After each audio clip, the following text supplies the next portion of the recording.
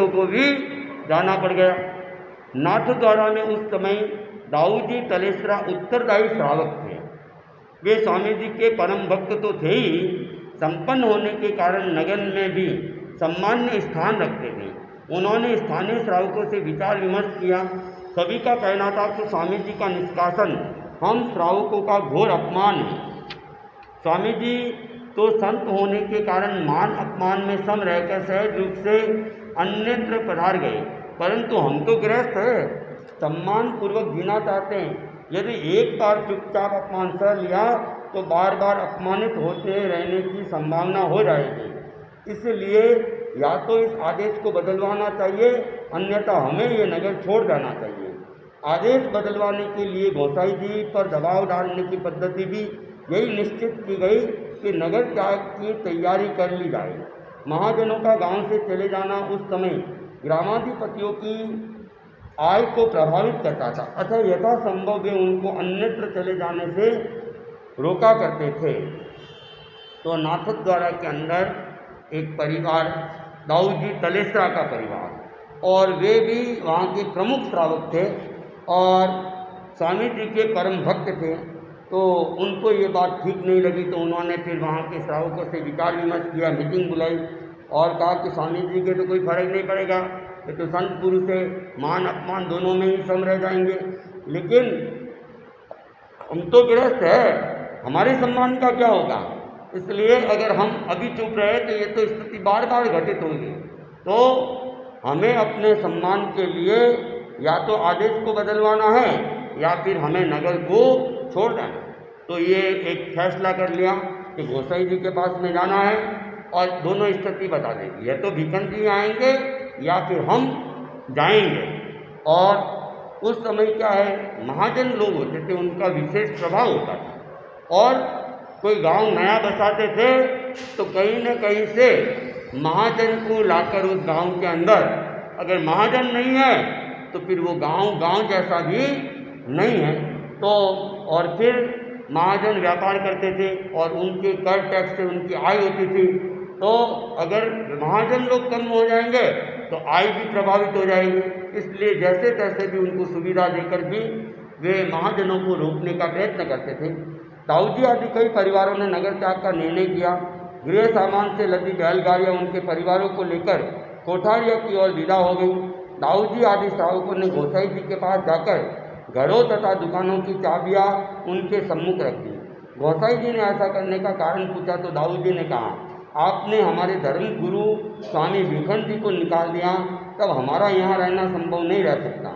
गोसाई जी ने कहा, उन्हें निकालना तो प्रजाहित के लिए आवश्यक था, क्योंकि वे वर्षा नहीं होने दे रहे थे।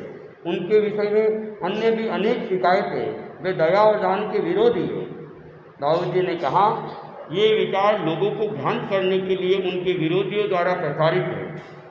आप तो मालिक है, आप यदि दूसरे पक्ष की बात सुनकर सत्यासत्य के आधार पर आदेश देते तो शायद इस तीर्थ भूमि से संतों को नहीं निकाला जाता।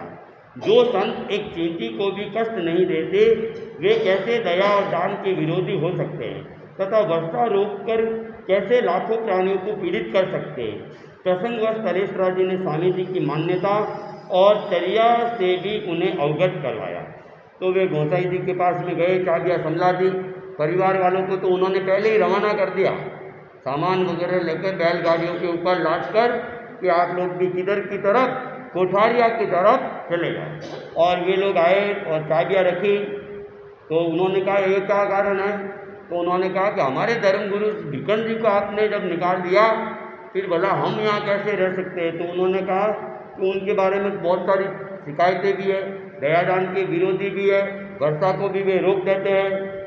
तब फिर दाऊजी उनको समझाते हैं कि ये तो उनके जो विरोधी हैं, उन्होंने ऐसी भ्रांत धाराएँ फैलाई है और इस तीर्थ भूमि से उनको निकाल कर आपने भी सही काम नहीं किया है। अगर आप दूसरे पक्ष की बात सुन लेते तो सत्य असत्य का निर्णय होता, उसके बाद में आप कोई आदेश निकाल दें। फिर आचार्य भिक्षु के बारे में उन्होंने विशेष विस्तार से बताना उन्होंने प्रारंभ किया। गोसाई जी ने सारी स्थिति समझी, तब उन्हें अपने आदेश पर बहुत अनुताप हुआ। उन्होंने दाऊजी आदि सभी श्रावकों से वहीं बसे रहने का आग्रह किया और अपने हरकारे को भेजकर बनास नदी के तट पर पहुंची हुई बैलगाड़ियों को ससामान वापस बुला लिया। एक हरकारे को कोठारिया भेजकर स्वामी जी को भी वापस पधारने की प्रार्थना करवाई। स्वामी जी ने कहा, अब चातुर्मास काल में कौन बार बार इधर उधर चक्कर मारता है। वे आश्विन कृष्णा दशम तथा आश्विन शुक्ला चौदस के बीच में किसी दिन कोठारिया पधारे थे। चतुर्मास का अवशिष्ट काल उन्होंने वहीं व्यतीत किया। तो फिर सारी बात सुनने के बाद में वो हरकारा ने क्या किया, गोसाई जी ने अपने हरकारों को आदेश दिया और दाऊ जी की जो गाड़ियाँ वगैरह गई थी उन गाड़ियों को बनास नदी के तट के ऊपर ही वापस उनको सामान वापस लौटवाने के लिए हरकारों को कहा उनको लौट जाए। और गोसाई इनको भी मना लिया, दाऊ जी को भी, और एक हरकारा और भेजा कोठारिया और स्वामी जी को वापस कोठारिया पधारने के लिए अर्ज की गई। लेकिन स्वामी जी ने अब कहा कि चातुर्मास का समय चल रहा है, बार बार कौन इधर उधर आ जाएगा, और टाइम भी काफ़ी हो चुका था। आशुज कृष्ण पक्ष की दशम थी या आश्विन शुक्ल के बीच का समय था। आशुज कृष्णा दशम से लगाकर आशुज शुक्ला चौदस के बीच के कोई दिन वे कोठारिया में गए थे। तो अब टाइम भी बहुत ज़्यादा नहीं, महीना 1.5 महीना का चातुर्मास लगभग और था। तो स्वामी जी ने आने से फिर इनकार कर दिया कि हम अब नहीं आएंगे। बाकी उनके मन में वैसा कुछ नहीं था कि हमारा अपमान किया इसलिए नहीं आए। तब चौमासे में क्यों इधर उधर बार बार घूमे, अब आ ही गए हैं, तब फिर चौमासा में यही किया। वस्त्र की समस्या। प्रथम वर्षों में स्वामी जी को वस्त्र बहुत कठिनता से मिल पाता था। जो मिलता था वह भी अत्यंत साधारण तथा स्वल्प मात्रा में होता था। एक बार अपने संस्मरण सुनाते समय स्वयं स्वामी जी ने उस स्थिति का वर्णन करते हुए मुनि हेमराज जी से कहा, कभी रुपये मूल्य की वापसी रेजा मिल जाती तब भारमल कहता कि आप इसकी पचेवड़ी बना लीजिए। मैं कहता कि पचेवड़ी नहीं, चोलपट्टे बनाओ, एक तुम्हारे काम आ जाएगा और एक मेरे काम आ जाएगा। वस्त्राभाव के ऐसे दिनों में भी उनके मुख पर कभी मालिन्य की छाया नहीं आई। एकमात्र संयम की आराधना के लिए जिसने सब कुछ का परित्याग कर दिया, उसे वह वस्त्राभाव अपने गंतव्य मार्ग से कैसे विचलित कर सकता था। तो प्रारंभिक जो समय था उस समय वस्त्रों की भी काफ़ी समस्या रही थी। एक बार हेमराज जी स्वामी की दीक्षा होने के बाद पुराने जो संस्मरण सुनाए जा रहे थे उनमें ये भी संस्मरण मिलाया कि कभी मान लो रुपये मूल्य वाली 1 रुपये मूल्य वाली वापसी अर्थित रेजा नाम का कोई कपड़ा था कि वो मिल जाता तो वाराणसी निवेदन करते कि आप इसकी क्या कर दे, पचेवड़ी बना ले। पचेवड़ी में तो बड़ा बनना चाहिए। तो भीखन जी कहते हैं कि पचेवड़ी को रहने दो और चोलपट्टे बना दो। चोलपट्टे तो 2 बन जाएंगे क्योंकि चोलपट्टे उस समय वो घुटनों तक ही बनते थे, तो बड़ा पन्ना है तो 2 चोलपट्टे बन जाएंगे कि एक तुम्हारे काम आ जाएगा, एक मेरे काम आ जाएगा। तो कि ऐसी इस तरह की स्थिति थी, फिर भी मन में कभी मलिनता नहीं आई कि कपड़ा भी पूरा नहीं मिल रहा है, भोजन भी पूरा नहीं मिल रहा है, निराश कभी भी नहीं हुए। आहार की समस्या। आहार प्राप्ति के लिए स्वामी जी को अनेक वर्षों तक असाधारण कष्ट उठाने पड़े। लगभग 5 वर्षों तक तो रूखी सूखी रोटियां भी पूरी नहीं मिल पाती। घृत आदि स्निग्ध द्रव्यों की बात भी कहाँ थी। स्वामी जी की उक्त स्थिति का दिग्दर्शन करते हुए जयाचार्य ने कहा, 5 वर्ष पहचान अन्न पिण पूरो ना मिलियो, बहुल पने वत जान घी चौपड़ तो जा ही रही हो। स्वामी जी को एक बार किसी ने पूछ लिया, क्यों भीखन जी भोजरी में घृत आदि भी कभी आता है या नहीं, व्यंग्य के रूप में, टॉन की भाषा में जानते थे खाने को ही पूरा नहीं आ रहा है तो घी की तो बात ही कहाँ है। लेकिन स्वामी जी ने अपने ही अभाव का आनंद लेते हुए फरमाया, भोजरी में आने न आने की बात तो छोड़ो, पाली के बाजार में बिकता तो प्राय प्रतिदिन देखते ही है ना, तो घी देखने को तो मिल ही रहा है ना।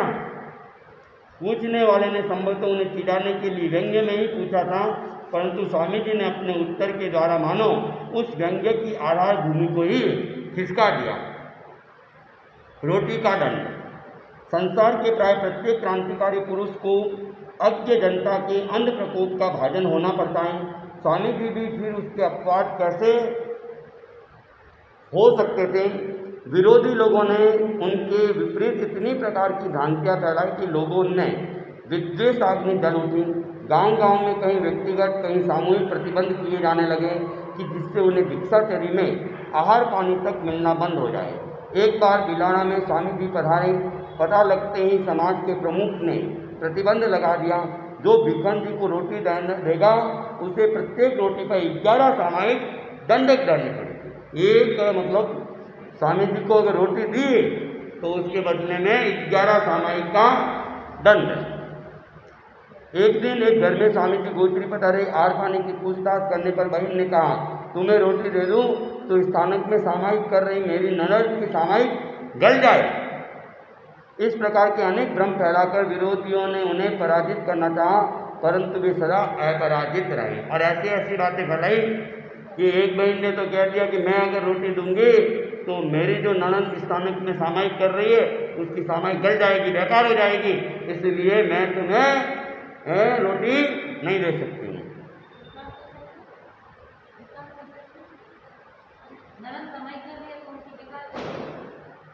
वो भ्रांतियाँ थी कि यार भिखन जी को रोटी देंगे तो जो सामायिक करते वो सामायिक भी उनकी बेकार है, वो पाप का काम कर रहे हैं। भिखन जी को रोटी देना यानी पाप का काम करना है।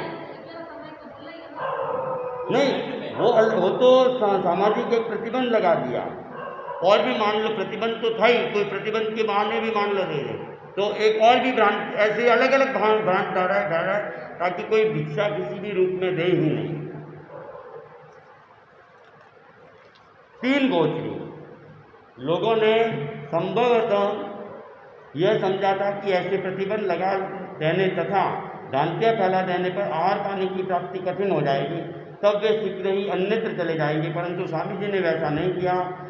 उनकी प्रतिक्रिया भिन्न रही। उन्होंने सोचा, संपर्क के अभाव में लोग द्वेष करते हैं, यदि संपर्क में आएंगे तो विचारों को समझेंगे, तब द्वेष भाव में स्वतः ही न्यूनता आ जाएगी। उन्होंने संतों को बुलाकर कहा, अब तो यहाँ पूरा मास कल्प ही रहने का विचार है। संतों ने कहा, आहार पानी की इतनी न्यूनता में पूरा महीना कैसे निकाला जा सकेगा। स्वामी जी बोले, गोचरी के लिए जैन अजैन सभी घरों में जाओ, सामुदायिकता के भाव को और अधिक व्यापक बनाओ, केवल महाजनों पर ही आधारित मत रहो। इतने पर भी आहार पानी की न्यूनता रहे तो अपनी कष्ट सहिष्णुता को और प्रखर बनाओ। स्वामी जी ने उक्त कथन को संतों ने शिरोधार्य किया। दूसरे ही दिन से उन्होंने विभिन्न वर्गों में गोचरी जाना प्रारंभ कर दिया। एक गोचरी गांव से बाहर की ओर बसने वाले खाती, कुम्हार, जाट आदि जातियों की कराई जाने लगी, तो दूसरी सेवकों की, बास की और तीसरी महाजनों की। पूरा अधूरा जितना और जैसा भी आहार उन्हें मिला उसी में संतोष करके वे वहाँ पूर्ण मास तक रहे। आहार की समस्या को उन्होंने अपने पर कभी छाने नहीं दिया। तो इस प्रकार आहार की समस्या भी आई तो महाजनों के, सेवकों के अंदर खाती, कुम्हार, जो भी दूसरी जातियाँ थी वहाँ भी गोचरी की, फिर भी पूरा नहीं मिलता तो उनको भी वे नज़रअंदाज कर रहे थे। घी सहित घाट ली। प्रारंभिक वर्षों में तो स्वामी जी को आहार संबंधी अनेक कठिनाई रही थी। अंतिम वर्षों तक भी गोचरी में उन्हें कहीं कहीं अनेक कटु अनुभव हो जाया करते थे। विक्रम संवत 1856, श्रावणादि 1855 कि आषाढ़ मास में स्वामी जी नाथद्वारा पधारे। उस समय उनके साथ काफ़ी साधु तथा साध्वियाँ थी। एक दिन साध्वी अजबू जी जयाचार्य की संसार पक्ष बुआ किसी घर में गोचरी के लिए गई। वहाँ उन्हें घी दिया गया। दूसरे घर में गई तो वहाँ एक बहन ने घाट लेने को कहा। अजबू जी ने घी वाले पात्र में ही घाट भी ले ली। अभी पात्र झोली में रखा भी नहीं था कि बहन ने पूछा, आप कौन से टोले की है। अजबू जी ने कहा, हम तो स्वामी भिखन जी के टोले की है। ये सुनते ही उस बहन ने गुस्से में आकर कहा, अरे रंडियों, तुम पिछली बार भी भूल से भूल मेरे घर से आहार ले गई थी, इस बार फिर आ गई, दे दो मेरी घाट वापस। उसने आओ देखा न ताओ, पात्र को झट उठाकर घीटा और घाट को वापस अपने पात्र में उंडेल दिया। उसकी पड़ोसन एक वज्रवासिनी बहन ने उससे कहा कि ये क्या कर रही हो, स्वामी जी को दिया हुआ भी क्या कभी सन्यासी को दिया हुआ भी क्या कभी कोई वापस लेता है। किकी ने उसका उत्तर देते हुए कहा, ये भोजन मैं कुत्ते को डाल दूंगी किंतु इन्हें नहीं दूंगी। अजबू जी ने आकर स्वामी जी को जब ये घटना सुनाई तो उन्होंने कहा, इस कलिकाल में जो न हो जाए वह कम है। आज तक ऐसी घटनाएं तो अनेक हो गई कि कोई न दे, इनकार कर दे अथवा जानबूझकर अशुद्ध होने का बहाना कर दे, किंतु दिया हुआ वापस लेने की घटना तो यहीं से सुनने में आई है। उस ब्रजवासी बहन के द्वारा उपरयुक्त घटना का जब लोगों को पता लगा तो वे कीकी के पति को चिल्लाने लगे कि वाह साहब, दुकान पर तो तुम कमाई करते हो और घर पर तुम्हारी पत्नी। वो बेचारा इस व्यंग से बड़ा लज्जित होता, पर क्या करता। और लोग उसको चिल्लाने लगे सेठ जी को कि दुकान पे तो तुम कमाई करते हो और घर पे तुम्हारी पत्नी है, वो संतों के पात्रों से घी ले लेकर क्या कर रही है, कमाई कर रही है। स्वामी जी के परम भक्त श्रावक शोभ जी ने इस घटना पर एक व्यंग्यपूर्ण दोहा कह सुनाया। वह इस प्रकार है। बादल सहारी दीकरी कीकी थारो नाम, गाठ सहित घी ले लियो थाली कर दियो ठाम। इस घटना के कुछ दिन पश्चात राखी के त्यौहार पर अचानक ही कीकी का लड़का गुजर जाता है। पुत्र का शोक मध्यम में ही नहीं पड़ गया कि उसका पति भी गुजर गया। उन दोनों मौतों से कीकी के मन पर बड़ा आघात लगा। धनश्रयी के साथ ही उसे धनश्रयी की स्थिति का भी सामना करना पड़ा। मानसिक क्लेशों के अथाह समुद्र में भटकते हुए वो बिल्कुल अकेली रह गई। इस दुखद घटनाओं के पश्चात कीकी को साथियों के साथ किए गए अपने व्यवहार का बहुत पश्चाताप हुआ। वह अपनी उस विपत्ति का मूल कारण उसी दुर्व्यवहार को मानने लगी। तो ये घटना होने के बाद में राखी के त्यौहार पर ही, राखी के दिन ही अचानक ही उसका जो बेटा था वो बेटा गुजर जाता है। और पुत्र का शोक अभी थोड़ा ही निकला होगा, मध्य में ही आया होगा, और इतने में क्या हो जाता है, उसके पति की भी मृत्यु हो जाती है। और दो मौत तो जन की तो हानि हुई है, और आदमी की भी हानि होने से अब वो व्यापार वगैरह में भी नौकर चाकर भी होंगे तो गफलत वगैरह करने लगे, तो धीरे धीरे धन की भी अब हानि होने लगी। तो अब वो टेंशन में रहने लगी, तनाव में रहने लगी, और अब उसको पश्चाताप भी होने लगा कि मैंने साथियों के साथ वो जो दुर्व्यवहार किया था, उस दुर्व्यवहार वो पाप अब मेरा उदय में आके मुझे भी दुखी कर रहा है। तेरापंथी साधु साध्य में कीकी का नाम और उसका द्वेष प्रसिद्ध हो गया, अतः वर्षों तक उनके यहाँ कोई गोचरी के लिए नहीं गया। अनेक वर्षों के पश्चात कोई अपरिचित साधु उसके घर में गोचरी के लिए गया। कीकी ने बड़ी भावना से आहार दिया। उस अज्ञात घर में इतनी भावना और भक्ति देखकर उस साधु ने जब परिचय की जिज्ञासा की तो कीकी की आंखें भर आई। पश्चाताप के दावानल में दग्ध हुई वाणी में उसने कहा, क्या आप मुझे नहीं जानते? मैं तो वही पापिनी कीकी हूँ जिसने साथियों के पात्र से घाट वापस ले ली थी। कोई तो इस भव में कर्म अगले भव में भोगता है, परंतु मैंने तो अपने किए का फल यहीं हाथों हाथ पा लिया। तो कहते कि वर्षों तक फिर उसके घर में तेरापंथी साधु साथियाँ गोचरी नहीं गए। पहले ही पता कर लेते भाई कीकी का घर कौन सा है, अपने को उसमें जाना ही नहीं है। तो वर्षों तक कोई गया भी नहीं। एक बार कोई विहार करते हुए साधु आए थे, अपरिचित थे, और वे कीकी के घर पधार गए गोचरी की। तो अब उसने बड़ी भक्ति भावना के साथ में खूब दान दिया, खूब बहराया। उन्होंने देखा इतनी भक्ति तो और कोई नहीं दिखाते, क्या बात है। तो उसको पूछा, बहन तुम्हारा नाम क्या है? तो उसने कहा, महाराज आप मुझे नहीं जानते हो क्या? अरे मैं तो जगत प्रसिद्ध हूँ, कीकी हूँ, पापिनी हूँ, जो मैंने सतियों के पात्रों से घी और घाट साथ में ले लिया, वो पापिनी हूँ। और लोग तो अपने किए हुए कर्म का फल अगले जन्म में भुगतते हैं, लेकिन मैंने तो इसी जन्म के अंदर ये कर्म भुगत लिए हैं। उसका नाम सुनते हुए साधु एक बार के लिए शक पका गए कि कहाँ आ गए, गलती तो हो गई। उन्हें लगा कि अज्ञानवश उस घर में आकर उन्होंने गलती की है।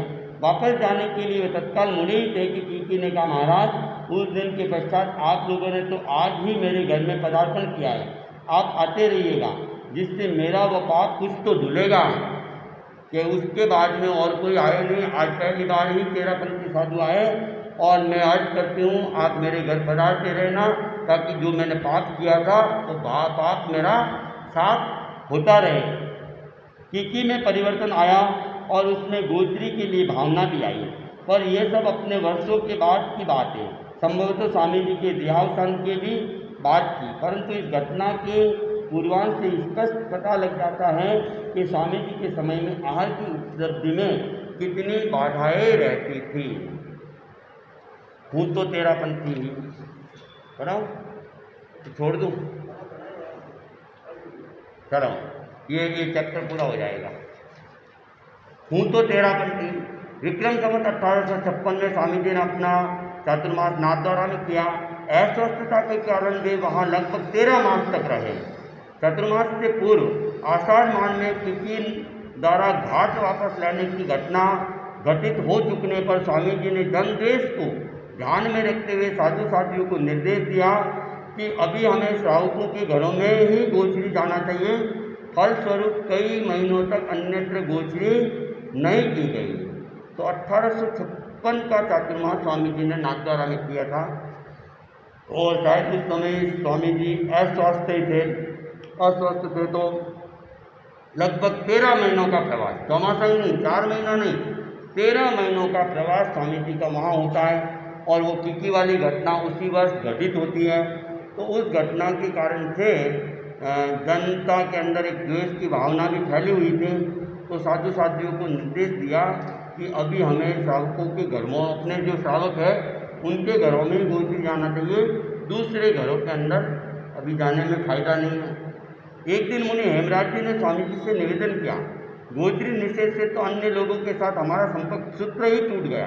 आप आज्ञा दें तो इतने घरों में भी इतर घरों में भी गोचरी के लिए जाने का विचार रखता हूँ कि अगर आपकी आज्ञा हो तो मैं दूसरे घरों में भी गोचरी की जाने का विचार रखता हूँ, क्योंकि नहीं तो हमारे दूसरों से तो संपर्क ही छूट रहा है। एक स्वामी जी ने कहा, लोगों के द्वेष भाव को देखकर मैंने निषेध किया था, परंतु तुम्हारी इच्छा हो तो भले ही जाओ, मेरी कोई मनाही नहीं है। मुनि हेमराज जी तब मोहनगढ़ नामक मोहल्ले में गोचरी गए। वहाँ एक घर में आहार पानी की याचना की तो बहन ने कहा, रोटियां तो नमक पर पड़ी है। तब वे उसी घर की ऊपर मन वाली मंजिल में गए। वहाँ एक अन्य परिवार रहता था। याचना करने पर उस घर की स्त्री ने बहुत सारी जली कटी बातें सुनाई, परंतु अंत में आहार दिया। ऊपर अधिक समय लगा तब नीचे वाली बहन ने समझा कि ये तो हमारी टोले के साधु हैं, मैंने भूल से इन्हें तेरा पंथी समझ लिया है। मुनि हेमराज जी नीचे आए तब उसने भी आहार लेने का आग्रह किया। बतलाया कि आहार नमक पर नहीं था, वह तो मैंने आपको तेरा पंथी समझकर बहाना बनाया था। मुनि हेमराज जी के मुख पर स्मित रेखा ऊपर आई, मुस्कुरा गए।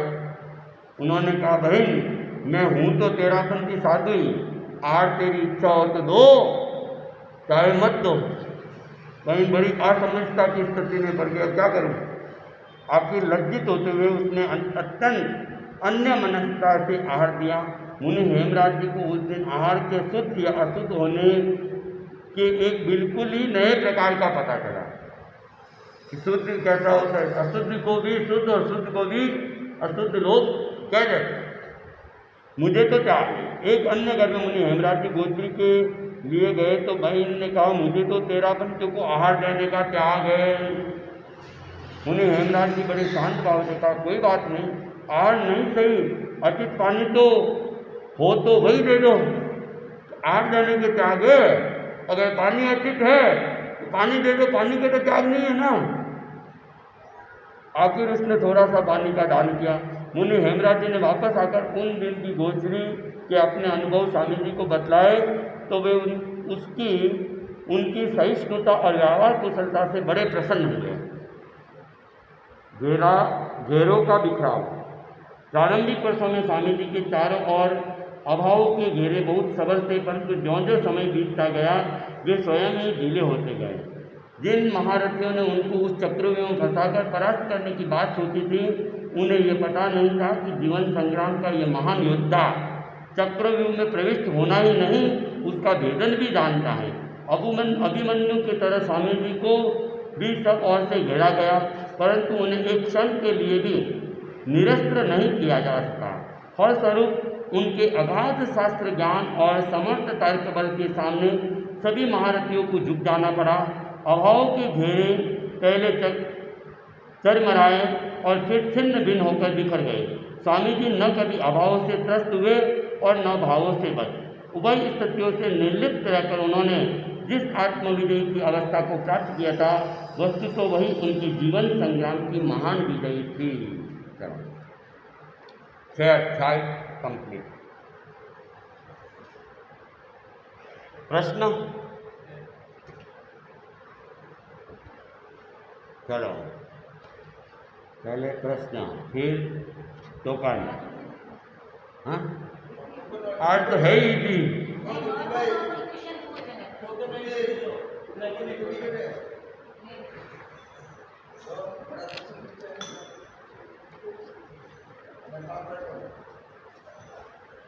चलो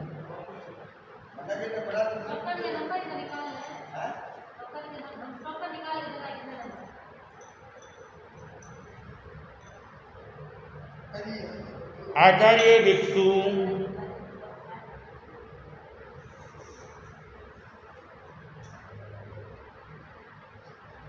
महाराणा उदयपुर महाराणा ने जब आचार्य भिक्षु को उदयपुर से निकलने का आदेश दिया, तब वे वहां से कहाँ गए थे? Token token token token.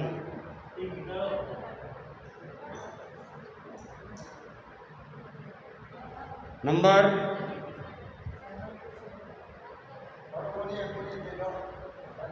इनका ही है, इनका ही है।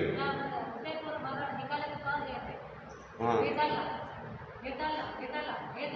वेदला। चलो ठीक है, इस टोकन को बाहर।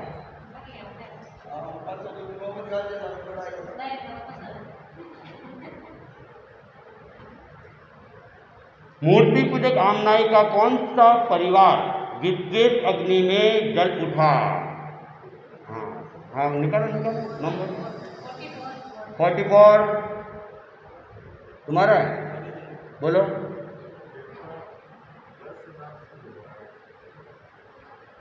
नहीं नहीं नहीं, नहीं।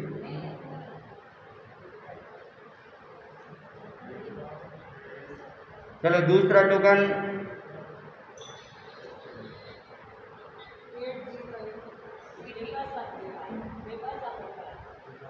चलो तीसरा टोकन।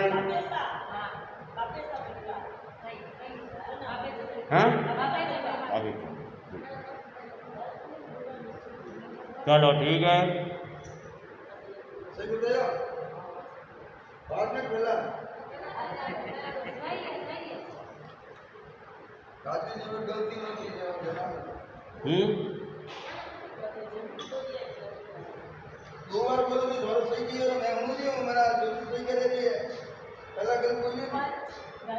लक्खी बालदिया या लक्खी बिलजारा का मूल नाम क्या था? 84 लक्खी बालदिया या लक्खी बिलजारा का मूल नाम क्या था?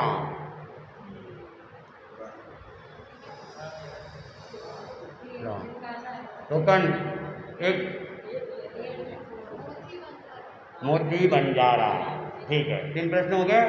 अब एक वो लक्की ड्रॉ निकालो, डालो वापिस डालो, वापिस डालो, सारी डालो, सब डालो, सब मतलब एक एक डालना, दो मत डालना। हाँ हाँ नहीं एक एक डालना, दो नहीं डालने अंदर। 81 आज भी 2।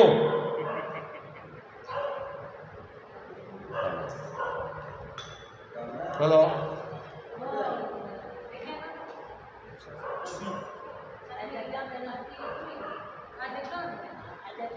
आज एग्जाम है, चालू हो गया। तुमने ट्राई की?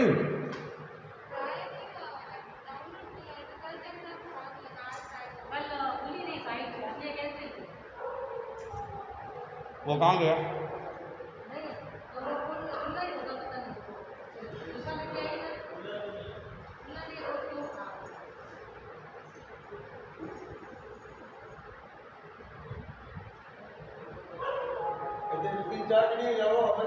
सुरेश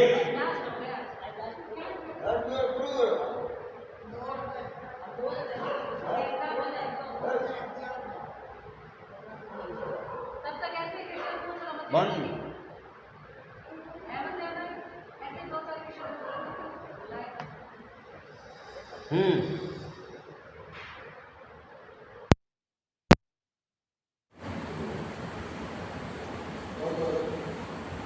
आज तो ऐसे ही फैसले कम ही करने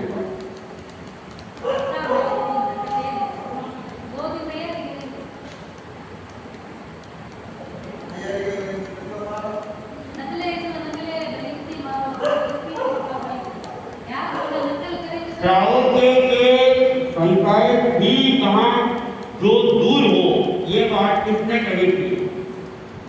श्रावकों के संकाय भी नहीं जो दूर हो, ये बात किसने किसको कही थी?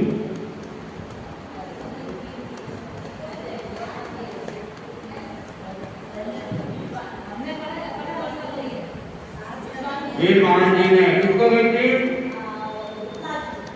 वो राजनगर से जब गए थे ना, कहीं से भी पूछ सकता हूँ।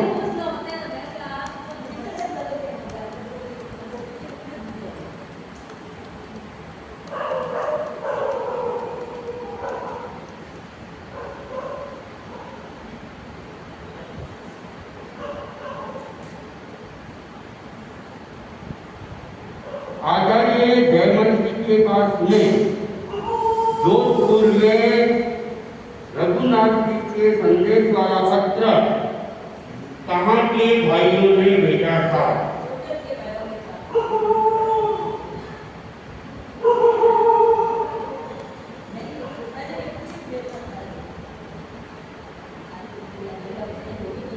आचार्य जयमन जी की प्रकृति कैसी थी?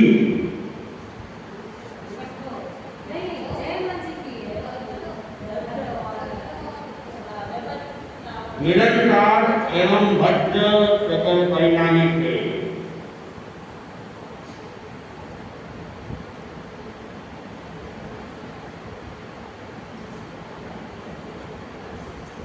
पत्र को पढ़कर किसके परिणाम भंग हो गए? जयमन जी ने। वो रघुनाथ जी ने पत्र भेजा था ना, तो फिर जयमन जी का तो साथ जाने की बात थी।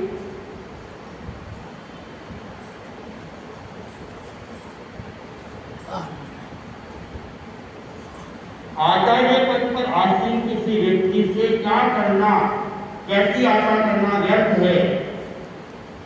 आचार्य पद पर आसीन व्यक्ति से कैसी आशा करना व्यर्थ है?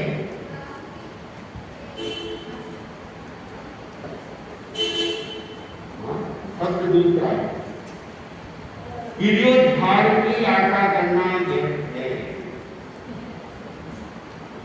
किसकी आशा करना?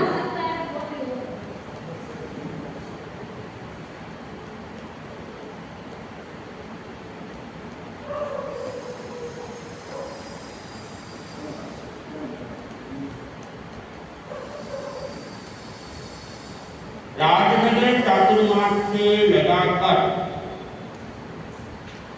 अधिनिष्क्रमण तक कितना समय व्यतीत हुआ था?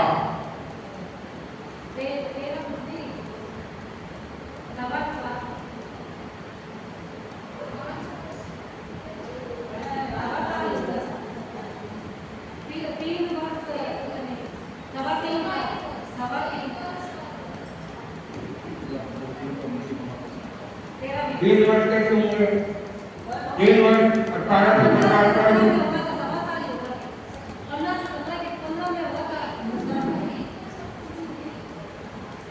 एक वर्ष पौने 5 महीने। चट्टारी मंगल केवली चट्टारी चट्टारी शरण बोलतान अरहंती शरण बोलतान सिद्धि शरण साधु शरण बोलतान केवली हम शरण बोलतान विघ्न हरण बोलतान स्वाम अरे मुझे तो जैसा कहते रहता है इन्होंने का मंगल पाठ सुनाऊं अपने का प्रश्न